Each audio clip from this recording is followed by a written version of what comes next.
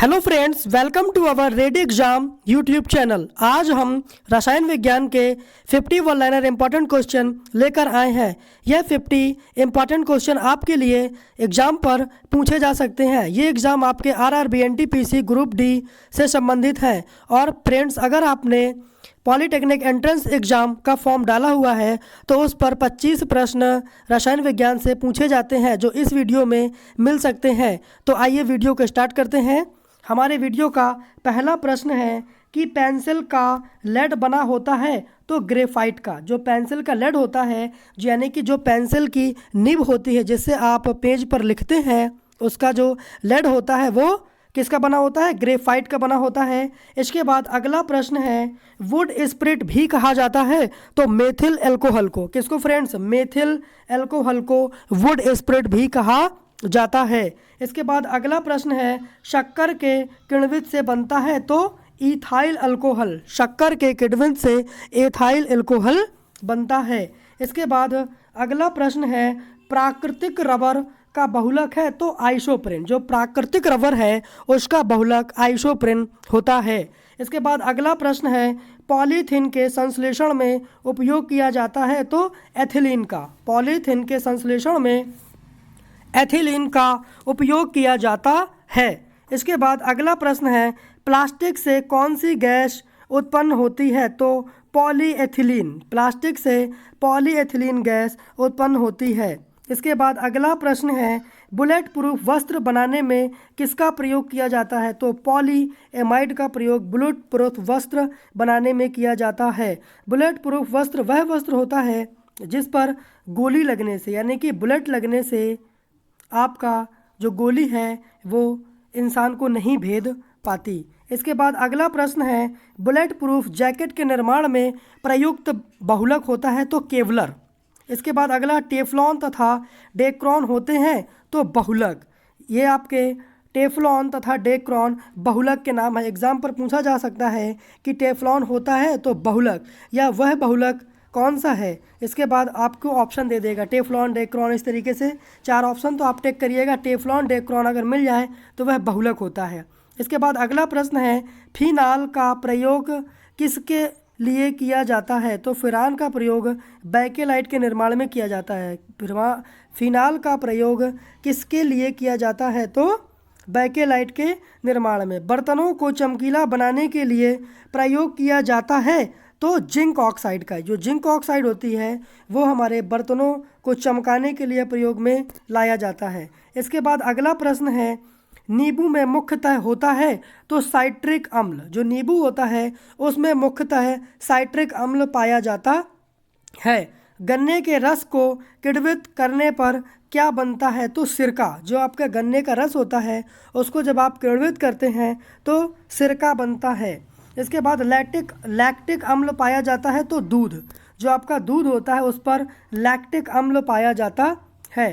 Formic अम्ल होता है तो लाल चींटी। और मौलिक अम्ल, मैलिक अम्ल होता है तो सेब में। जो सेब होता है उस पर मैलिक अम्ल पाया जाता है। ये सभी अम्ल से संबंधित 3 प्रश्न हैं और ये 3 प्रश्न ही ज़्यादातर एग्जाम पे बार बार पूछा जाता है। लैक्टिक अम्ल, फार्मिक अम्ल, मैलिक अम्ल, है ना। तो ये अभी सभी बहुत ही इंपॉर्टेंट प्रश्न हैं। इन सभी प्रश्नों को आप ध्यान से देखिए। इसके बाद अगला प्रश्न है कि अंगूर में प्रचुर मात्रा में पाया जाने वाला अम्ल तो टार्ट्रिक अम्ल। जो अंगूर होता है उस पर प्रचुर मात्रा में टार्ट्रिक अम्ल पाया जाता है। इसके बाद अगला प्रश्न है, फोटोग्राफी में प्रयोग किए जाने वाला अम्ल। जो फोटोग्राफी है उस पर प्रयोग किए जाने वाला अम्ल आपका ऑक्जेलिक अम्ल होता है। इसके बाद अगला प्रश्न है, बेकिंग पाउडर के निर्माण में उपयोग करते हैं तो टार्ट्रिक अम्ल का। जो बेकिंग पाउडर होता है उसको बनाने में हम टार्ट्रिक अम्ल का प्रयोग करते हैं। फ्रेंड्स, अगर अभी तक आप नए हैं और हमारे चैनल को सब्सक्राइब नहीं किया है तो प्लीज़ चैनल को सब्सक्राइब करके बेल आइकन ऑन कर लीजिए, जिससे हम वीडियो अपलोड करें तो आपके पास नोटिफिकेशन जाए और आपका समय वेस्ट ना हो। आपको तुरंत पता चल जाए कि हमारी वीडियो अपलोड हो गई है, आपको देख लेना चाहिए। इसके बाद अगला प्रश्न है, एक बायोगैस संयंत्र में होती है तो किण्वन प्रक्रिया। जो आपका बायोगैस संयंत्र होता है जिस पर गैस निकलती है तो वहाँ पर किण्वन प्रक्रिया होती है। इसके बाद गोबर गैस में मुख्य तत्व होता है तो मीथेन, जो आपका मीथेन होता है यानी कि CH4 मीथेन गैस का फार्मूला है, तो वह मुख्य तत्व होता है। इसके बाद अगला प्रश्न है बायोगैस का मुख्य घटक, तो आपका वही मीथेन ही है। सेम क्वेश्चन है लगभग, थोड़ा सा लैंग्वेज बस चेंज है। इसके बाद अगला प्रश्न है बायोगैस में मुख्यतः होती है तो कार्बन डाइऑक्साइड एवं मीथेन। बायोगैस जो होती है वो दो गैसों का मिश्रण होता है, कार्बन डाइऑक्साइड और मीथेन, यानी कि CH4 प्लस CO2 का जो मिश्रण है वो आपका बायोगैस होता है। इसके बाद अगला प्रश्न है LPG गैस के मुख्य तत्व, तो ये आपका ब्यूटेन, प्रोपेन और ईथेन। जो आपकी LPG गैस होता है लिक्विफाइड पेट्रोलियम गैस, इसके मुख्य जो तत्व होते हैं वो आपके ब्यूटेन, प्रोपेन और ईथेन। ये काफ़ी इंपॉर्टेंट क्वेश्चन है, आपके एग्ज़ाम पर पूछा जाता है, चाहे तो आपका पॉलिटेक्निक का एंट्रेंस एग्ज़ाम हो या फिर RRB NTPC या फिर ग्रुप डी का एग्ज़ाम हो, इन सभी एग्ज़ाम पर बार बार इस तरीके के प्रश्न रिपीट होते हैं। तो आप वीडियो के लास्ट तक बने रहिए, वीडियो को स्किप मत कीजिए, एक एक क्वेश्चंस को ध्यानपूर्वक देखिए। आइए वीडियो का अगला प्रश्न देखते हैं। जो इंडेन गैस है एक LPG मिश्रण होता है, जो इंडेन गैस है उस पर जो LPG मिश्रण होता है वह मुख्यतः किसका होता है, तो फ्रेंड्स वह ब्यूटेन एवं प्रोपेन का मिश्रण होता है। जो आपके घरों में इंडेन गैस आता है तो उस पर जो मिश्रण होता है वह ब्यूटेन गैस का और प्रोपेन गैस का, इन दोनों गैसों का मिश्रण होता है। और फ्रेंड्स बता दें यह तरल रूप में होता है, यानी कि यह लिक्विड रूप में होता है। इसके बाद अगला प्रश्न है सिलेंडर में भरकर खाना पकाने वाली गैस की आपूर्ति की जाती है तो तरल रूप में। फ्रेंड्स नीचे क्वेश्चन भी है उसका, तरल रूप में, यानी कि जो आपके खाना पकाने वाले सिलेंडर हैं उन पर जो गैस आती है तो वह पानी के जैसे भरी होती है तरल रूप पर। इसके बाद अगला प्रश्न है खाद्य पदार्थों और फलों के रस को सुरक्षित रखने के लिए प्रयोग किया जाता है तो सोडियम बेंजोएट को किसका प्रयोग किया जाता है, खाद्य पदार्थों को सुरक्षित रखने के लिए और उनको फलों को पकाने के लिए, तो हम सोडियम बेंजोएट का प्रयोग करते हैं। एस्पिरिन क्या है, तो दर्द निवारक। जो एस्पिरिन है वो दर्द निवारक है, इसको एंटीपायरेटिक बोलते हैं। इसके बाद अगला प्रश्न है आपका एस्पिरिन किससे मिलती है, तो आपका पेड़ से। जो एस्पिरिन होती है वो आपका किससे मिलती है फ्रेंड्स, पेड़ से। इसके बाद अगला प्रश्न है लौंग में पाया जाने वाला सारभूत तेल, तो यूजिनॉल। जो आपका लौंग होता है उस पर जो एक तेल पाया जाता है सारभूत तेल यूजिनॉल, वो केवल लौंग से ही पाया जाता है। इसके बाद अगला प्रश्न है जेली बनाने हेतु सर्वाधिक उपयुक्त फल आपका अमरूद होता है। जो अमरूद होता है उससे आप बहुत अच्छी जेली बना सकते हैं और सबसे ज़्यादा जेली बनाने के लिए अमरूद का ही प्रयोग किया जाता है।